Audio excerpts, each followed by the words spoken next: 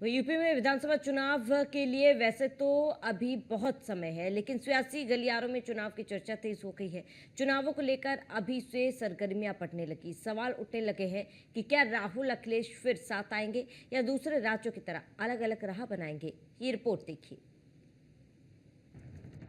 लोकसभा चुनाव में यूपी में एक साथ आए अखिलेश यादव और राहुल गांधी का गठबंधन क्या 2027 के विधानसभा चुनाव में भी बरकरार रहेगा? यूपी विधानसभा चुनाव में अखिलेश यादव कितनी सीटों की कुर्बानी देने के लिए तैयार हैं? ये सवाल इसलिए उठने लगे हैं क्योंकि कई राज्यों में इंडिया गठबंधन ताश के पत्तों की तरह बिखर गया, लेकिन यूपी में संकेत मिलने लगे हैं कि लोकसभा की तरह विधानसभा चुनाव में राहुल और अखिलेश की जोड़ी एक साथ आएगी। सूत्रों के हवाले से खबर है कि इंडिया गठबंधन में रहकर विधानसभा चुनाव लड़ेगी सपा। सपा ने कांग्रेस सहयोगी दलों के साथ कदम बढ़ाने का फैसला लिया।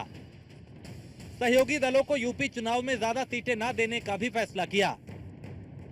बीजेपी विरोधी मतों के विभाजन को रोकने की रणनीति, गठबंधन की मजबूती का भी संकेत देने की योजना। सपा अध्यक्ष अखिलेश यादव कई बार ये दोहरा चुके हैं कि उत्तर प्रदेश में इंडिया गठबंधन बरकरार रहेगा और चुनाव तक और मजबूत होकर उभरेगा। ऐसे में सपा और कांग्रेस एक साथ मिलकर इंडिया गठबंधन के तहत चुनाव लड़ेंगे, लेकिन इस बार सपा कांग्रेस का सपना तोड़ सकती है। दिल बड़ा या दल, कांग्रेस हरियाणा, महाराष्ट्र और दिल्ली में चुनाव हारी। बीजेपी के सामने कांग्रेस काफी कमजोर दिखाई दी।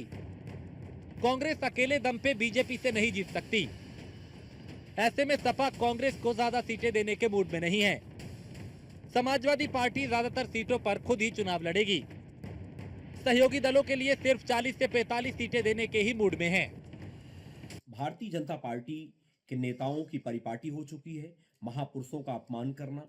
जिस तरीके से भी आपने देखा होगा पिछले दिनों मुख्यमंत्री जी ने विधानसभा के अंदर जो एक धर्म विशेष के लोगों को एक भाषा को लेकर के जिस तरीके से विवादित बयान दिया था, उसी के कड़ी में आज इनके डिप्टी सीएम ने श्रद्धेय नेताजी को लेकर के जो दुर्भाग्यपूर्ण टिप्पणी करी है, इससे न केवल श्रद्धेय नेताजी का बल्कि न केवल समाजवादियों का बल्कि पूरे हिंदुस्तान बल्कि उत्तर प्रदेश के पिछड़े दलितों, अल्पसंख्यकों, गरीबों, मजलूमों, व्यापारियों, महिलाओं सबका अपमान करने का काम ब्रजेश पाठक जी ने किया है। उन्हें माफी मांगनी चाहिए। और ये बीजेपी का चाल सही चेहरा रहा है। बीजेपी वो पार्टी है जो बलात्कारियों को सम्मान समारोह करती है, बिल्किस बानो के रेपिस्टों का सम्मानित करने वाले बीजेपी है। आपने देखा होगा ब्रजभूषण शरण सिंह के केस ने पूरी दुनिया में थू थू हुई हिंदुस्तान की। ये वही लोग हैं जिनका चाल चेहरा जनता पूरी तरीके से जान चुकी है और समाजवादी लोग नेताजी का अपमान कतई बर्दाश्त नहीं करेंगे। लोकसभा चुनाव में 6 सीटों पर जीत के बाद कांग्रेस काफी उत्साहित है।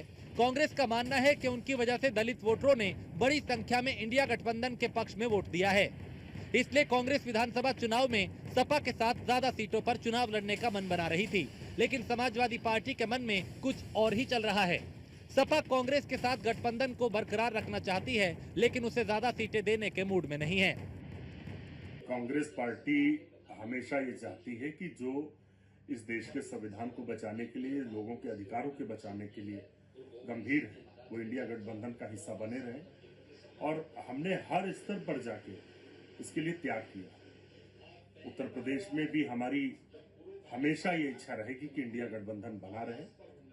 अब सबकी ये नैतिक रूप से सामूहिक जिम्मेदारी है कि उस गठबंधन को बनाए रखने के लिए जो भी आवश्यक है उसको जरूर पूरा करें। उसके लिए चाहे सीटों का आपस में चर्चा हो या दूसरे कॉमन मिनिमम प्रोग्राम हो, सब पर एक सहमति हो। इंडिया गठबंधन को लेकर कांग्रेस पार्टी हमेशा एक कदम आगे बढ़कर साथ खड़ी है। लोकसभा चुनाव के बाद कई राज्यों में हुए चुनाव में इंडिया गठबंधन को हार का सामना करना पड़ा, जिस वजह से गठबंधन के अंदर गाहे बगाहे विरोध के स्वर सुनाई देते हैं। पश्चिम बंगाल में तृणमूल कांग्रेस, बिहार में आरजेडी और नेशनल कॉन्फ्रेंस समेत कई दलों से इस तरह की आवाजें सुनने को मिली, लेकिन अखिलेश यादव ने अब तक खुद को इससे अलग रखा है। सपा का दावा है कि आने वाले समय में गठबंधन और मजबूत दिखाई देगा, लेकिन सवाल ये कि क्या कांग्रेस कम सीटों पे सपा से समझौता करेगी। Bureau report, news 1 India.